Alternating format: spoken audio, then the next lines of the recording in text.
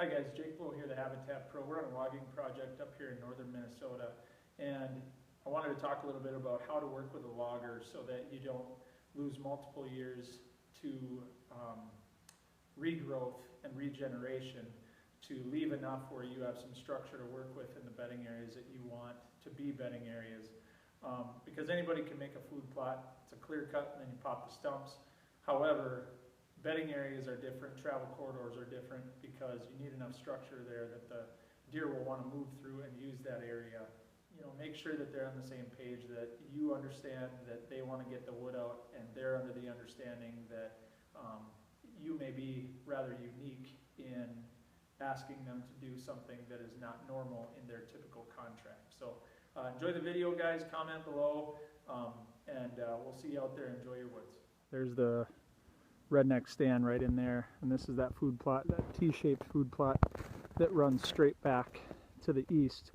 And I just really like what happened in here, and I know you had a lot to work with in here. It was pretty diverse, but what I like is that you didn't beat up a lot of stuff to get the bigger balsam that was in here.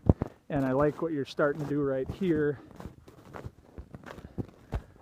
when you're coming to get this poplar interspersed with all of that birch and this stuff. I like that you're working from the inside out and pulling it all back through this one area that you've already got open, rather than just making it convenient for yourself and dropping, you know, these two or whatever, because I can only work with what you leave me. So seeing as this area near food is what I want to be bedding, if you're leaving me stuff to work with, like let's say that big basswood right there, well, that's already leaning right towards all these poplars, so I can drop that, hinge it over right there, and I've got cover right where I wanted it, and then that poplar can grow up all over it. And we've already got some of the hazel brush down here on the bottom, and then some white oaks right there.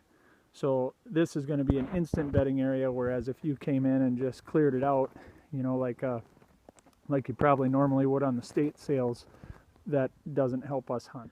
This is another spot where I would have liked a little more left, and if it comes down to leaving, you know, 2 or 3 larger fir trees unharvested, you know, I can come back later and I can drop those and carve out beds behind them.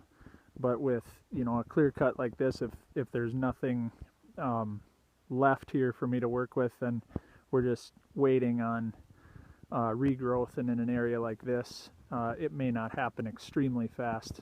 I might get lucky here and there'd be a lot of poplar, but if I can drop a couple of bigger fir trees, kind of kiss them together when I drop them, that helps me out a bunch. And so that's looking back up towards the cabin. This is an area where I would have liked more wood left too. This is that low area right off the field. I know this was a lot of mature poplar. It's okay to take that stuff. That I like. That's another area right there where you poked your nose in, left some stuff, but took plenty of wood out. So this is the big horseshoe shaped plot here, right on the road.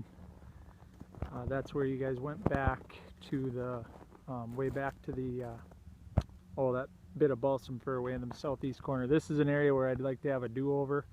There was just a lot of really good 6-foot tall brush here that I wanted to keep, and I know there wasn't much for wood in here. It was, you know, just a little bit of this and that, some bigger, I think there was 5 or 6 big fir right in here, but I would rather have had you go in one spot only and take it down.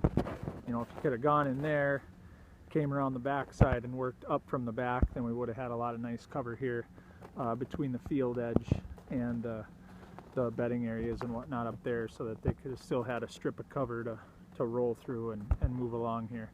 It'll come back, but it, you know, definitely knocked it back plenty good. So this one is ideal for in my head, like what's going to be a bedding area once you're gone. Wasn't a lot of big wood in here, but you could have took out a bunch more and you didn't, and I like the way it turned out.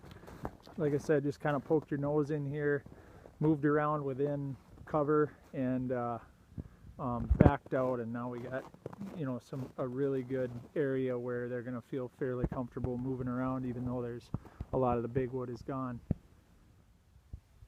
I like how this one turned out.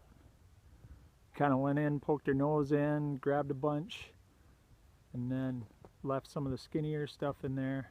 So there's a little bit of cover, and then once poplar comes back, it should fill that in.